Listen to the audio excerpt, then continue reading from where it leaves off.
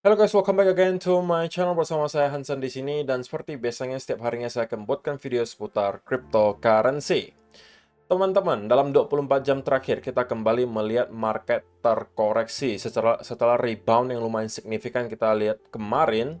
Akhirnya market kembali terkoreksi karena ada alasannya, teman-teman. Kita bakalan bahas apa alasannya, kemudian kira-kira apa yang kita bisa expect untuk beberapa waktu mendatang dari segi price action. Namun sebelum itu, kita bakalan mulai dari count market cap terlebih dahulu. Per hari ini secara global market cap crypto berada di angka 1,1 triliun dolar atau turun sekitar 2,42%. Nah, di top 10 coin sendiri juga rata-rata dalam keadaan merah, penurunannya ranging antara 1, sekian persen hingga kurang lebih 8%. Oke, so itu adalah outlook sementara dari beberapa top coin yang ada. Sekarang kita langsung aja masuk ke data dan berita terbaru hari ini. Yang pertama, perkembangan kasus SEC versus Binance, teman-teman. Disampaikan di sini, Binance.US holds trading for dozens of USDT, Bitcoin, BUSD pairs amid SEC lawsuit.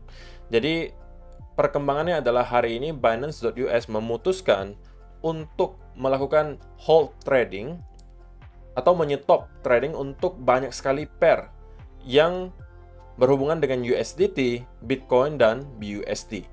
Tapi saya yakin harusnya teman-teman rata-rata bukan pengguna Binance.US ya, jadi harusnya tidak akan berpengaruh.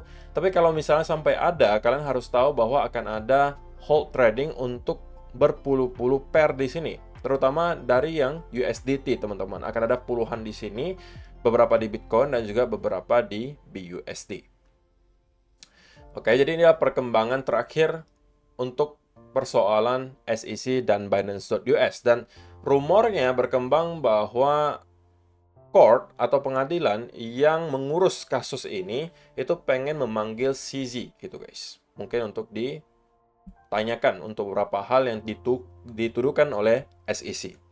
Dan juga fakta menarik kembali muncul gitu bahwa lawyer yang Binance menuduh SEC chairman atau ketua SEC, Gary Gensler, itu pernah menawarkan diri untuk bekerja di Binance sebagai seorang penasehat di tahun 2019. Jadi ini fakta yang sangat menarik, teman-teman. Tahun ini Gary Gensler, bukan tahun ini, tapi baru minggu ini, Gary Gensler itu mempermasalahkan Binance, tetapi sebenarnya di tahun 2019 kemarin, dia sempat pengen bekerja atau menawarkan diri untuk menjadi penasehat di Binance. According to a new filing from Binance lawyers, SEC Chair Gary Gensler offered to be an advisor to the crypto exchange in 2019. At the time, Gensler was teaching at Massachusetts Institute of Technology Sloan School of Management. Ini bacanya gimana, teman-teman? Mudah-mudahan saya tidak salah ya. Kemudian Gensler has been cracking down on the crypto industry over the past year, and earlier this week sued Binance. Jadi nggak tahu ya ini apakah balas dendamnya Gary Gensler gitu karena ditolak oleh CZ pada tahun 2019 karena menawarkan diri sebagai penasehat tapi kemudian tidak diterima.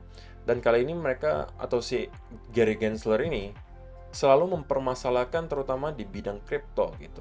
Tidak hanya di Binance, Coinbase juga sudah dituntut gitu.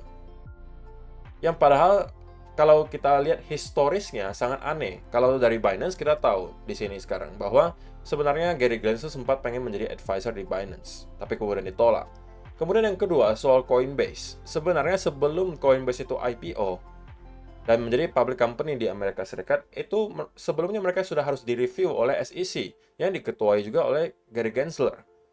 Dan pada akhirnya disetujui dan diloloskan gitu. Tapi kenapa sekarang tiba-tiba lalu dipermasalahkan lagi? Jadi ini adalah beberapa fakta yang mungkin akan bisa dijadikan senjata oleh Binance atau Coinbase untuk menyerang balik Gary Gensler.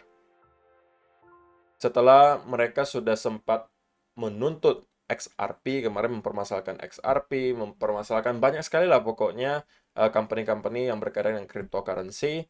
Semakin banyak musuh Gary Gensler, saya rasa kalau misalnya dia memilih satu saja lawan yang salah, itu bisa berakibat fatal gitu, teman-teman.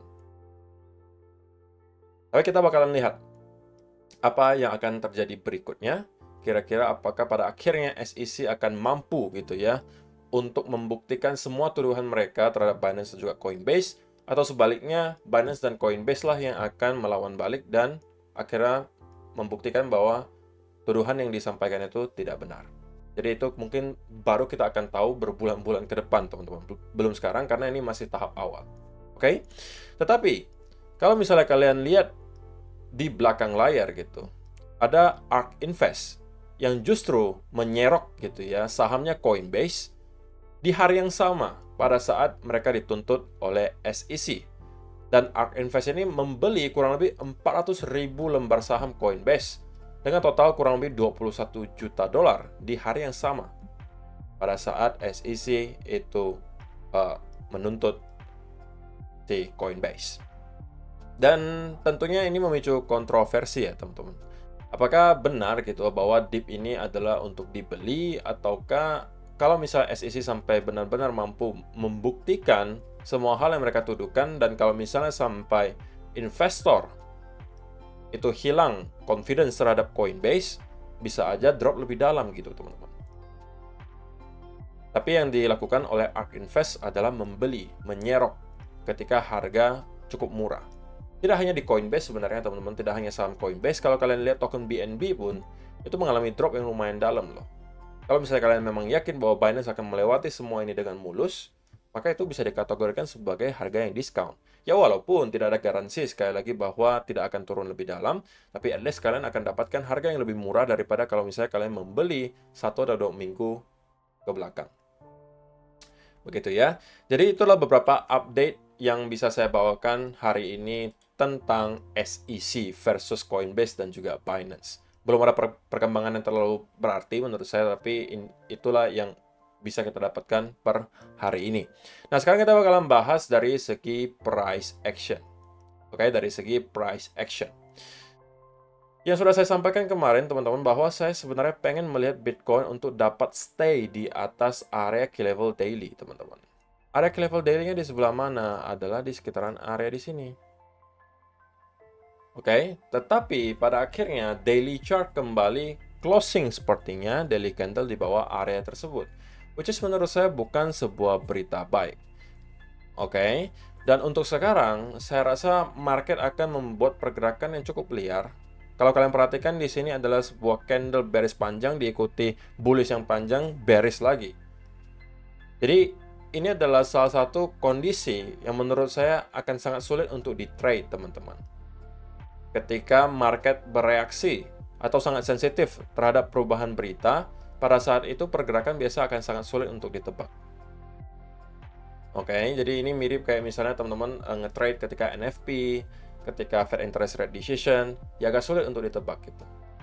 Dan dengan perkembangan terakhir, di mana Binance akhirnya memutuskan untuk mendelist atau hold trading, memutuskan untuk stop trading beberapa pair yang tadi kita sampaikan, sepertinya market juga bereaksi negatif terhadap hal tersebut dan kemudian kita kembali terkoreksi.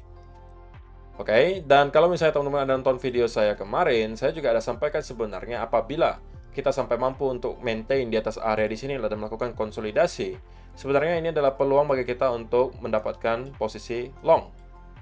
Tetapi pada kenyataannya adalah kita tidak melakukan konsolidasi sama sekali di sekitaran area di sini dan terus mendapatkan koreksi ke bawah.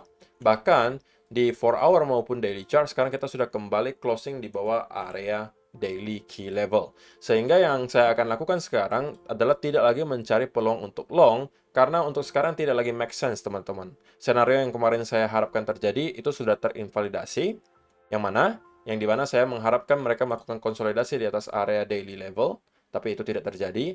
So, yang saya harus lakukan sekarang adalah kembali wait and see dan menunggu momentum berikutnya datang dan setup yang jelas kembali datang ke saya untuk saya ambil. Saya juga sekali lagi tidak sarankan atau saya juga tidak akan mengambil peluang short dalam waktu dekat, karena sekali lagi menurut saya risk and reward untuk sekarang masih lebih condong ke arah buy. Lebih baik di arah buy daripada sell gitu, teman-teman. Kecuali kalau kita mendapatkan sudah harga yang lebih tinggi. Oke, kalau sudah di sekitaran area 34, 36 dan kita mendapatkan ada potensiali pelemahan momentum bullish dan kemudian ada reversal pattern tercipta di sini, itu mungkin kita bisa consider untuk cari setup untuk short kembali. Tetapi selama kita bertahan di sekitaran area di sini, bagi saya sebenarnya midterm itu risk and reward dengan yang paling besar adalah masih ke arah bullish. Dan sekali lagi, karena beberapa hal tersebut, maka saya sekarang akan menunggu Bitcoin untuk kembali reverse dan kemungkinan nge-retest lagi ke sekitaran area low terakhir di 25.300-an dan kemudian menjebol di area di sini. Sekali lagi teman-teman, ketika saya sudah melihat Bitcoin mendekati area 25.000 sampai 24.000 di sini, ini adalah range di mana saya sudah akan start untuk mencari peluang untuk long. Walaupun kita tidak sempat menyentuh ke area di sini, tapi kalau misalnya sudah ada setup indikasi, katakanlah ada reversal pattern di sekitaran area di sini, maka sudah saya akan ambil. Karena sekali lagi teman-teman, posisi yang akan saya ambil di sini adalah posisi swing long. Dan biasanya ketika saya swing long itu saya lebih sukanya itu masuk dalam beberapa porsi. Jadi saya bagi, misalnya saya pengen buka posisi 2 Bitcoin misalnya, atau lebih gampangnya mungkin 3 Bitcoin katakanlah. Jadi saya akan bagi 2 atau 3 kali gitu. Jadi 1 Bitcoinnya saya masuk ketika misalnya sudah mendekati area yang saya mau. Yang kedua masuk apabila kita kemudian terus terkoreksi. Yang ketiga juga masuk di area yang benar-benar saya mau gitu. Adalah di sekitaran area 24.000 di sekitaran sini. Dan saya juga harus siap dengan senario di mana pada akhirnya kita justru breakdown dan tidak lagi mampu untuk mempertahankan area trendline. Kalau itu yang kita lihat, nah itu juga bisa menjadi potensial sell setup berikutnya. Kalau misalnya kita breakdown kemudian membuat bearish continuation pattern, ini juga adalah peluang untuk kembali melakukan swing short, menerapkan minimal ke area 20.000 atau bahkan kita bisa kembali ke area lower terakhir 15 ribuan atau bahkan ke lower low yang baru. Tapi selama kita bertahan di atas trendline di sini, bagi saya midterm masih cenderung dalam keadaan bullish. Berkaca juga dengan beberapa data dan indikator yang sudah pernah kita bahas beberapa hari terakhir, terutama di mungkin stock market Amerika Serikat. Kemudian dari segi price action juga untuk sekarang masih mencerminkan semacam bull flag. So saya masih confidence menyatakan bahwa untuk midterm saya masih cenderung bullish untuk Bitcoin. Ya walaupun short term kita masih sepertinya akan melanjutkan koreksi di sini. Koreksi itu artinya kita masih akan terkonsolidasi di sekitaran area bull flag di sini. Tapi kita sebenarnya nggak perlu terlalu buru-buru gitu, teman-teman. Kalau misalnya ternyata memang kita sudah siap untuk breakout dari sini, ya ini juga sebenarnya bisa dijadikan untuk peluang untuk long. Kalau misalnya teman-teman nggak mau terlalu high risk dan membeli di sini, itu fine-fine saja. Kalau kalian mau lebih konservatif, boleh aja kalian tunggu dia break di atas area di sini, baru start untuk mencari peluang untuk long. Karena berarti kalau misalnya kita udah berada di area di sini, berarti kan sudah ada 2 konfirmasi yang kalian dapat. Pertama, konfirmasi berupa kita sudah break dari potensially bull flag di sini. Dan yang kedua, kita sudah break di atas area trendline besar yang sudah menahan Bitcoin dari 18 Desember 2021 kemarin. Sudah ada 2 titik sentuh di sini, dan harusnya itu akan kembali menjadi area yang bakalan menjadi resistance yang cukup kencang, yang kalau mampu kita break tentunya merupakan indikasi yang cukup baik. Nah, tapi kalau misalnya kita lihat dari time frame yang kecil banget di 15-minute chart, sebenarnya penurunan yang kita lihat juga di sini cenderung tidak terlalu impulsif ya teman-teman. Dan untuk short term banget, saya rasa kita akan bisa melihat Bitcoin untuk mencoba rally ke sekitaran area 26.500 sampai 600 lagi di sini. Tentunya ini akan sangat menentukan ya teman-teman. Kalau misalnya ternyata kita melihat di sini membentuk bear flag lagi dan kemudian kita breakdown di bawah area tersebut, ini adalah berarti kita akan kembali ke area low terakhir di 25.300-an. Oke, tapi kalau misalnya kita mampu jebol dalam keadaan yang impulsif, kemudian kembali membuat bearish continuation pattern, bullish continuation pattern, ini berarti adalah Bitcoin akan kembali nge-retest ke area trendline-nya di sini. Oke, dan ini mungkin bisa jadi teman-teman jadikan juga untuk peluang kalau misalnya kalian memang seorang scalper ya. Tapi harus setup yang jelas, harus pattern yang jelas, misalnya ada bear flag atau ada bull flag, itu baru kalian manfaatkan. Tapi kalau tidak, saya tidak sarankan teman-teman untuk masuk. Karena sekali lagi, kalau misalnya kalian day trader, apalagi swing trader, kalian menurut saya tidak akan mendapatkan trade dengan risk and reward yang baik ketika trading di pertengahan area bull flag ini. Lebih baik kalian nunggu antara di upper trend line-nya atau di lower trend line-nya, kalau memang berminat untuk kembali masuk. Oke, so saya rasa itu aja sih yang perlu saya sampaikan di video hari ini. Terima kasih untuk teman-teman yang sudah menonton sampai selesai. See you in the next video. Bye-bye.